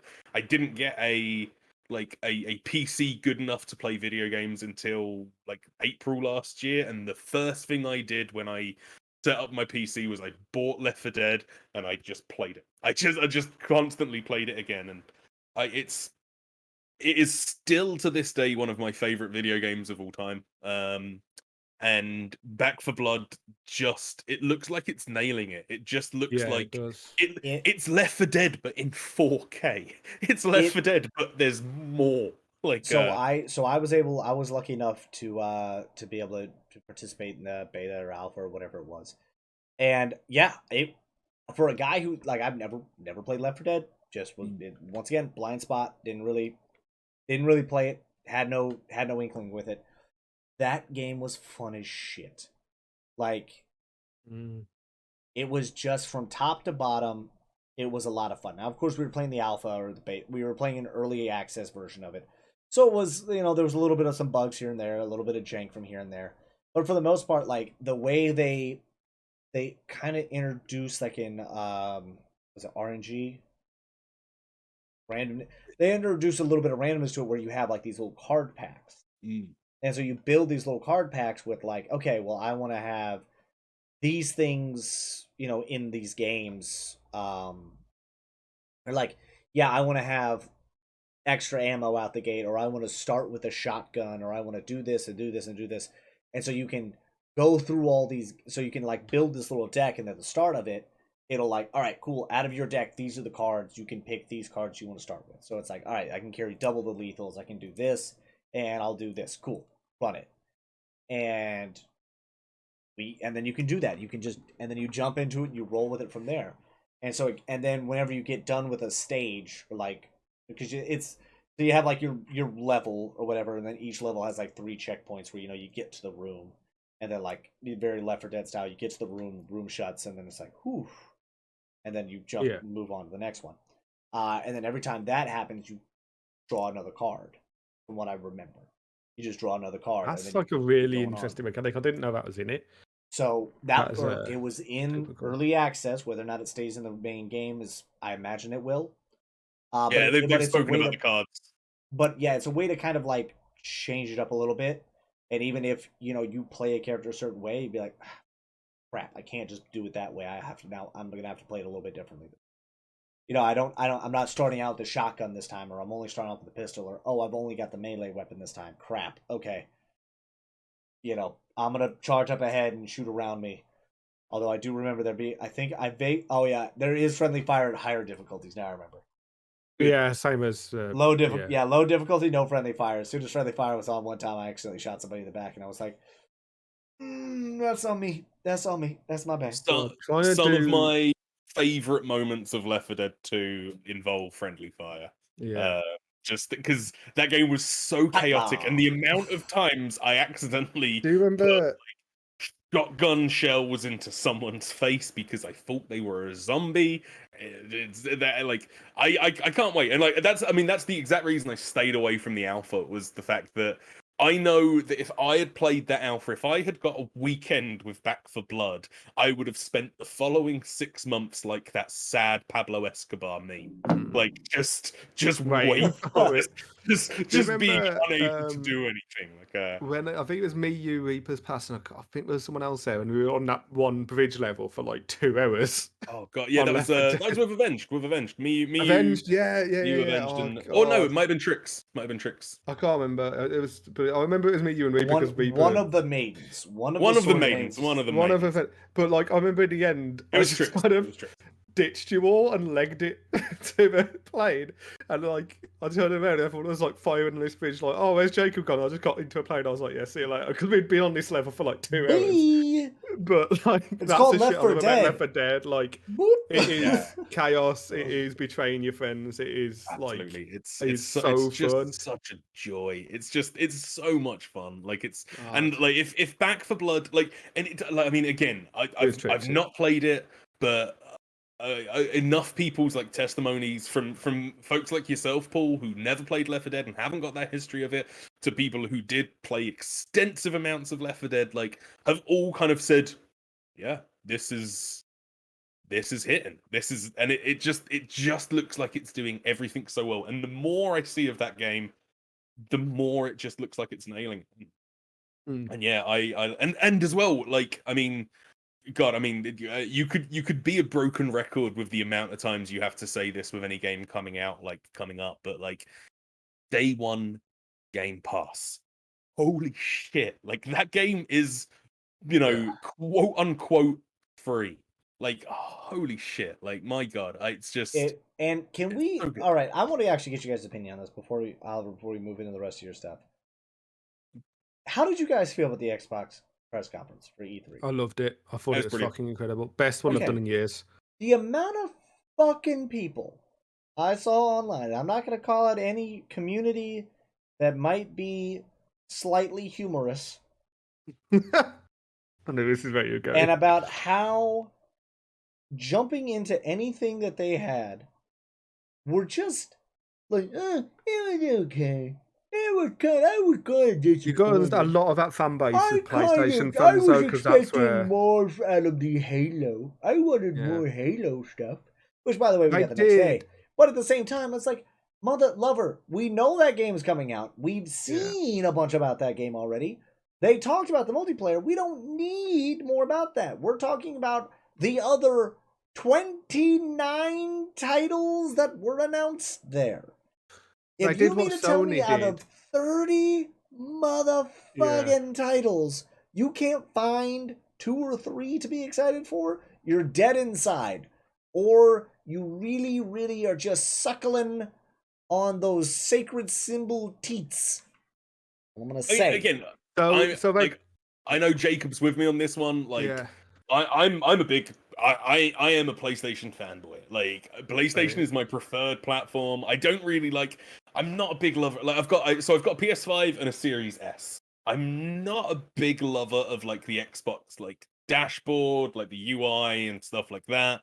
There's no denying for me that kind of like on like a first party basis at the moment, PlayStation have Xbox beat with the likes like God of War, Horizon, and stuff like that. They're knocking it on all cylinders. Last of Us. Of course. But Game Pass is the best thing in gaming by probably ever. Like, and just the amount of good stuff on it, and like, because I like.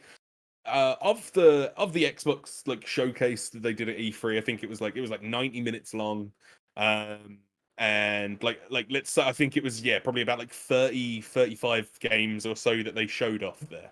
Of those, I'd say 15 to 20 of them weren't my cup of tea, like didn't overly interest me, sort of thing.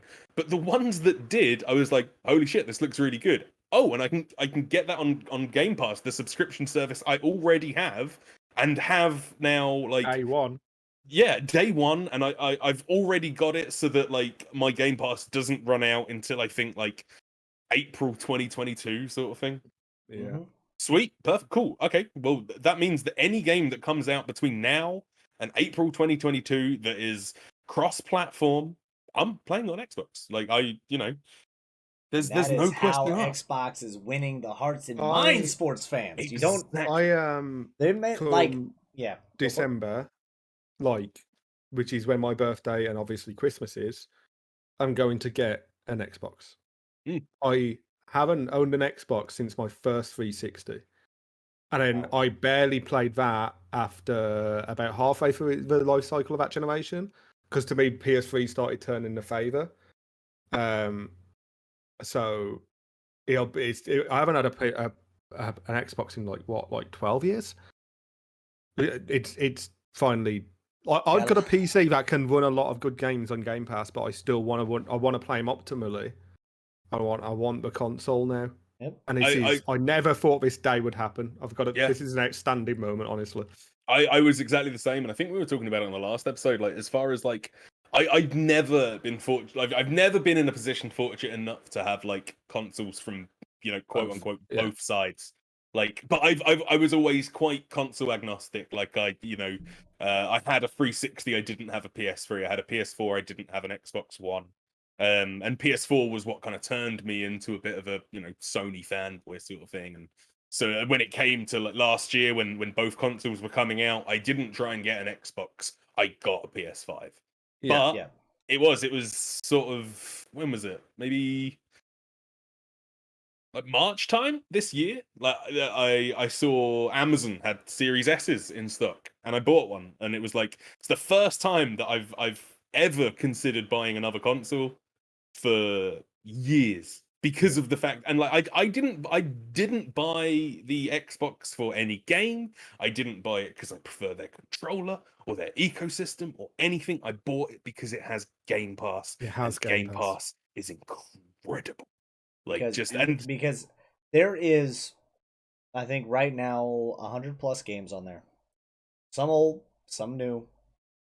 Like, because like, and I think that's also where it shines. Is like, even I if have it you're just for not, PC side, and that doesn't even have as many options. Yeah, and then like you still get it for like the PC and all that stuff. So it's like the amount of times where like they're just hooking everybody in with the subscription service, and it's why it's good, because it's not just like, oh well, they have like indie titles, but there's more than just like platformers. There's more than just first person shooters. There's more than just some story based game. Like they had Tales from the Borderlands on there, if I'm not mistaken, at one point in time. I think that's how I want to say that's how I played it. I feel like Telltale was on there, but I also feel like I'm lying. But regardless, you have all these games that are on there now, and then like EA Access is now rolled in with all that stuff. So like now all the EA games are getting in there, which is how people are playing Titanfall again and realizing, oh wow, Titanfall 2 was good. Yeah, it was really good. EA just put them out to pasture by sending them out like a week before Battlefield 4 and a week and 2 weeks before the Call of Duty Modern Warfare reboot. So yeah, of course it got curb stomped. Like, sorry. Oh, that's such a bad time because Titanfall 2 was really good. I know Titanfall 2 is good as shit. You guys haven't played it, just go back and play the story mode. But like you say, like I was talking to Will Plays Games sometimes, which I know you know Oliver about. I'm not sure if Paul does. And like he was like, "Oh, you should really try Football Manager if you like simulation games. It's really good." And I was like, "Oh, but it's like 40 quid, and I'm not that big into football, but it does look like the kind of game I'd like." And then like a week later, it was on Game Pass, and I was like, "Well, I can try it now." So yeah, it's just like it's stuff like that. Like I played Outer Worlds on Game Pass. That's the reason I got Game Pass, because I was like, well, I love Fallout, and it's free on Game Pass, and I what is it, £2 for 3 months? Is it free like a there's always those deals for like first time, and I was like, subscribers. So essentially I'm buying Outer Worlds for £2 is how I looked at it. Yeah. And that game is worth a lot more than £2, let me tell you. And I have never unsubscribed because there's always new stuff coming to it. Even just on the PC side, I don't even benefit from like Outriders that was on that wasn't on PC, but it's on the Xbox. Which I know, Paul, but I really like to look at it. It looked like my kind of, because I like the Division and stuff. It kind of looks like that. Yeah, so. it has that feel, like just not as But if it's free, Polish. man, like I would have absolutely played. Oh like, yeah, at least you 5 would've to jumped 10 into hours of it. yeah, You know, would have jumped in 10 like hours. I'm Like, not neat. gonna purchase it, but I was a bit bitter that I couldn't at least try it, play it, because it looked like it could be fun. Like, Yeah. so I'm happy with just having it on the PC side. So I wanna get an Xbox just so I can benefit from the Xbox side as well. Yeah. And then My favorite thing in the world ever is seeing like anytime like Xbox Game Pass is like discussed, and you saw like it in a lot of like the discourse over like E3, the hoops that a certain subsection of Sony fanboys will jump through to justify why they don't Bullshit. love Game Pass, and it's incredible. It's like, So oh well, I prefer to own my video games. It's like, God, what the fuck are you talking about? Like, my friend circle are all what? Sony fanboys, and we all think that Xbox are killing it right now. They are. They're on all cylinders. Like I do think PlayStation now gets a worse weapon it deserves. Just because it's not as good as Game Pass doesn't mean it's not good. yeah, But it's nowhere near Game Pass. You're comparing apples and oranges right now, because I will say, as a guy who primarily plays on Xbox and a guy who loves Xbox, when Sony exclusives drop, it is very similar in my mind to like when Nintendo exclusives drop, where it's like I am very tempted every time to immediately drop whatever I'm playing on the Xbox and play that game. Mario Golf. I am this close to pulling the trigger on Mario Golf right now. Mario Aces burned me real hard, and I'm like, I don't know if I want to, but I'm getting real close on Mario Golf. But like Horizon, God of War, I folded. I was gonna wait and play Miles Morales on the PlayStation 5. Fuck it, it is downloaded on my PS4 right now. I'm gonna be playing that thing on stream soon, because I honestly don't know what I want to play right now. But I was like, I kind of want to play Spider-Man. I want to play Miles Morales. Fuck it, I'm playing Miles Morales. Fuck it, I'll play it again with the fancy schmancy graphics later whenever I get around to getting a PS5. But like, I just want to play it because what's up, danger? You know what I mean? Like, I want it. good game. I can't wait to hear your thoughts on that game. Oh yeah, trust me, we're gonna be talking about it. Someone that loves Spider-Man, I haven't played it, and it upsets me. Just haven't got any money, man. That'll do. This is why Game Pass is great. I don't need money to play the video. That's exactly the thing. Like, to take it back to like earlier, like me saying about like Ratchet and Clank, and like a Ratchet and Clank was fine. Yeah.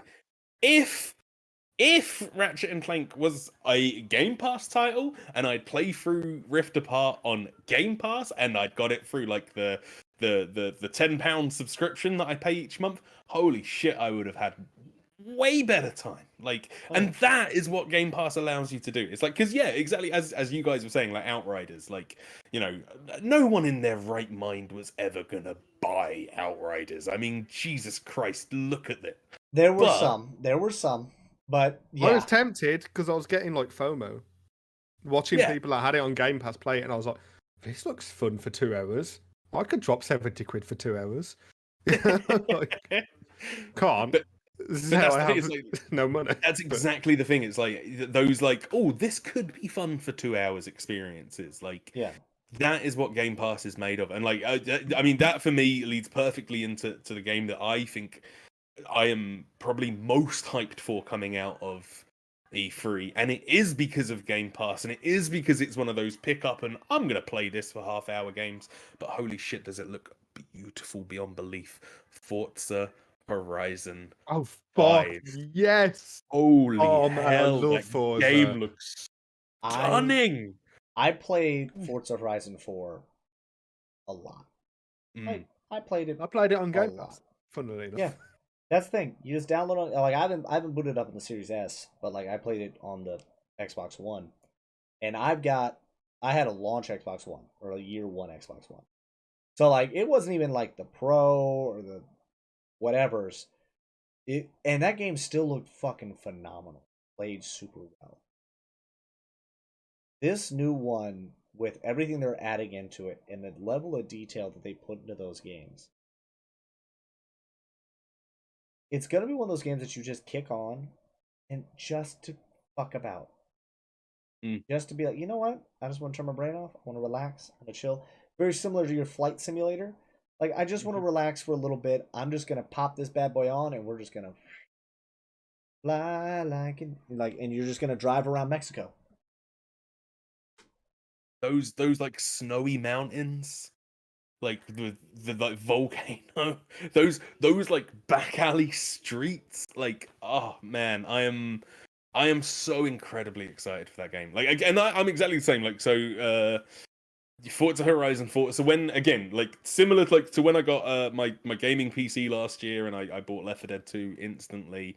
The second thing I did was I got Game Pass and I downloaded Forza Horizon 4, and I again, I didn't play it too much on the PC because, I mean, as I've spoken to you about before, like, I'm not a big lover of PC gaming, and as well, where my PC is and where I'm sitting at the moment is in the sort of spare room. Like, if I'm gonna like sit back and play video games without streaming them, I like to like kick back on the sofa, Oh yeah. and just chill. And that's another reason why I bought the Series S. So like, Forza Horizon 4, when I first tried it last year, I played maybe 5 or 6 hours on the PC, and I was like, wow, this game is stunning. And then as soon as I got the Series S, I downloaded Forza Horizon 4, and I went, wow, this game is stunning, and I adored it. And then that trailer for Forza Horizon 5 was just, my God, it just looks beautiful. It just looks fun. Just so much fun. I can't wait. I can't wait. Yeah, because it is just one of those things that, like, even if, and there were some people that I think Joe Bedforce talking about, he's like, I could have gone without them having like the 20-minute thing about, or like the 10-15 minute thing on Forza. Like, I could have gone without that. Like, true. Yeah. But like, that there was like an old joke once upon a time that like car games will sell consoles, because that's how you can make the game look fucking great, is a car game, because you don't have to. What is a car game? When you break down a car game, it is the car's got to look good and environment. You don't have to worry about them interacting with shit. You ain't got to worry about them like picking, like, all the things that like GTA has to worry about. You ain't got to worry about none of that shit. You just need to make sure that the like when they hit something, they hit it, and like the car takes damage. As far as like, I realize I'm oversimplifying the fuck out of this, and there's probably about a dozen people that are like, actually, car games are extremely difficult. But what I'm saying is like, there's less like things that a player can fuck with as far as like interacting with things and breaking the game in that way, versus a car game where, yeah, it's just boundaries and when you drive on the grass, like making a donut happen.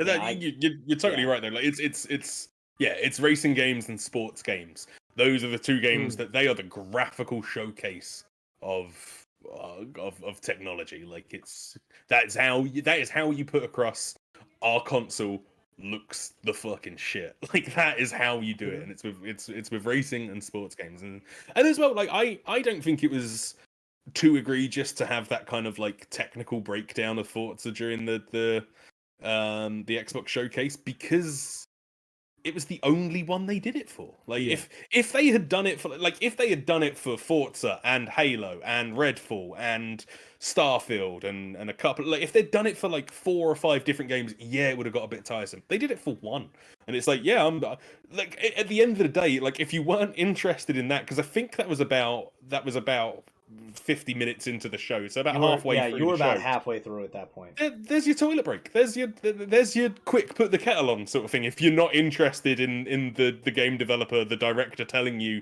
how we made these hills look that pretty. But yeah, like, I think it was fine in that showcase. Like, and it just, oh man, I just want to go really fast. I just want to go really fast. And I like how they're building upon how in the previous game, like, it would take everybody from your friends list on Xbox, and it would just like populate the drivers in the game. So like, really you'd be like, so the amount of times where I would be driving, and I'd be going right along, and I'm feeling good, and all of a sudden I got fucking the Haley show passing me. I got MC Fixer in front of her, and then I pass them, and then who the fuck's in front of me? Snowbike Mike, and of course, like, I gotta pit him. I can't be having him beat me in a race, so I gotta like fucking just put him into the wall like a jabroni, and then I just keep going. But it was just kind of fun, like when they sprinkle in, and so now they're upping that ante into where now it's like, yeah, when you're playing online, you're actually going to have other cars in your instance, and like you can interact with them, you can not interact with them, you can like set up these little quick time races with people, being like, hey, you guys want to race? All right, yeah, cool, right here. And then it's just like you set the race and you go. There's no like setting the race, getting kicked out to a loading screen, jumping back into an area, waiting. Okay, now we go. It's just like, all right, cool, we're all here, we're all met up. All right, and go. Boom, and you're off to the races. And like that sounds super fun to me. I cannot wait. Yeah, I love Forza. It's the best driving game since like Burnout, probably. And Burnout was different, like, so it doesn't really. It's not really comparable. I think I'm at the stage now where I think like, because I'm with you, like I know fuck all about cars, but I love the Burnout games. Yeah. I thought the Burnout games were so much fun, but I think we're at the stage now where I think I prefer Forza Horizon 4 to any Burnout game I ever played. That game is the Forza 4 is the ultimate the pick best. up and play for. I've got 20 minutes to kill. I should go to bed in half hour. What shall I do? Let's have a race. Yeah, you can't really do that with Mass Effect. Like, no. But No. yeah, with Forza, it's one of them, man. It's really fucking good, and I'm excited so much for Forza 5. Good E3. Yeah. Overall, it was really good. good E3. Really good. And I wanted to say it's about the Xbox conference because you mentioned there was a lot of Sony fanboys like raging about it. It's like they did exactly what Sony did like every year for the last 5 years, where it's just game. That's been Sony's thing. That's what people have praised Sony for. Mm-hmm. Why are people mad that Xbox have done it now? Like, because they're looking because they're green and not blue. But it's annoying. Competition breeds. Because it's green with an X, and there's not the weird bubble effects that was last year's like Sony State of Play. Is a good thing. Yeah, competition means that everyone benefits. If you're a Sony fan, the fact that Xbox are doing well and you don't want an Xbox, it just means that Sony have to be more competitive and put out better shit. That benefits you. So you want the competitor to do well, surely.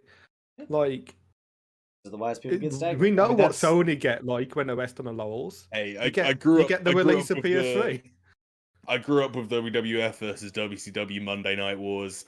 Competition brings out the worst in people. It brings out the best in people, and fans will never love it. Like at the end of the day, WWF for life. All right, like Steve Austin could beat up Goldberg any day of the week, and that's what PlayStation's going to do to Xbox. I mean, he could. So, but yes, I mean, am I saying that the Xbox is going to be the winner of this console generation? No, like Sony still have all the first party studios, but am I happy that it's doing well? Am I happy with Game Pass?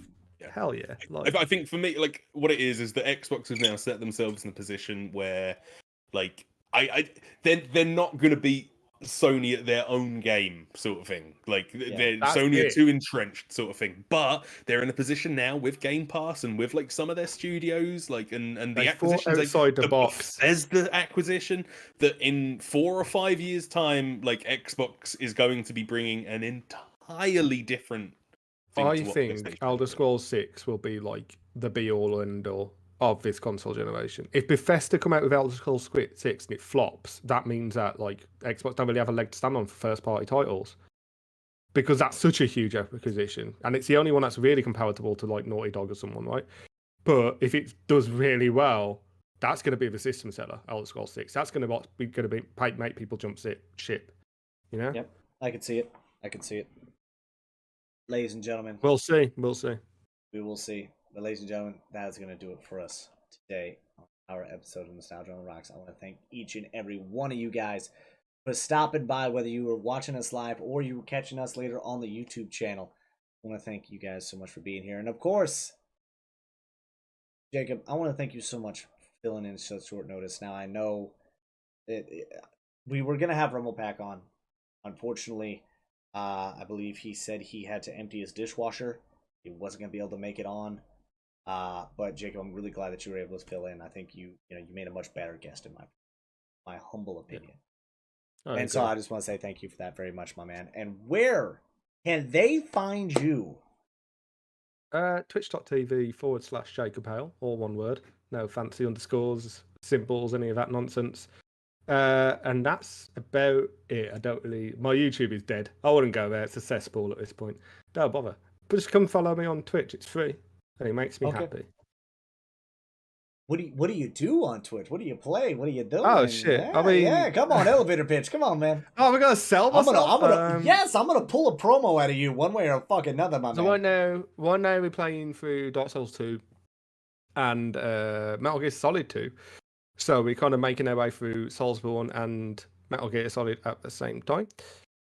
We tend to play difficult games or games on a hard difficulty. That's what I sell myself on. But then I tried to play Metal Gear Solid on hard and I bailed because it's really hard. So it's kind of play it by ear. But yeah, that's my shtick. All right. Difficulty boy. Just loves getting punched in the face. And then, of course, ProbablyOliver. Where can they find you? Don't come and find me. Instead, just tweet at Tetris Effect and say, why is it 1 million rotations? Why? Why do I have to do 1 million rotations? That's what I wanted to do. You could make that a channel point goal for your channel, a community challenge. Just sit and fucking rotate. Just like, come watch me press X 1 million times. Do it. I'd be there. You act like there's not some SOBs that would totally fucking do that. Absolutely. Like, there wouldn't be people in the chat just there to bullshit with you as you just keep tapping X. And yes, this is a PS4 controller. I don't care. It's the closest thing to a PlayStation controller I had. Be thankful I even picked that up. But yeah. 1 million times. You can do it. Believe in yourself. Ladies and gentlemen, you guys can find me, of course, right here on twitch.tv/FNHPaul or youtube.com. Searching FNHPaul because we are on the road to 100 subs. And when we hit 100 subs, then we can get a custom URL and start sending you directly to there. Ladies and gentlemen, once again, thank you guys so much for being here. And until next time, have a good one. Stay safe. So much for your time.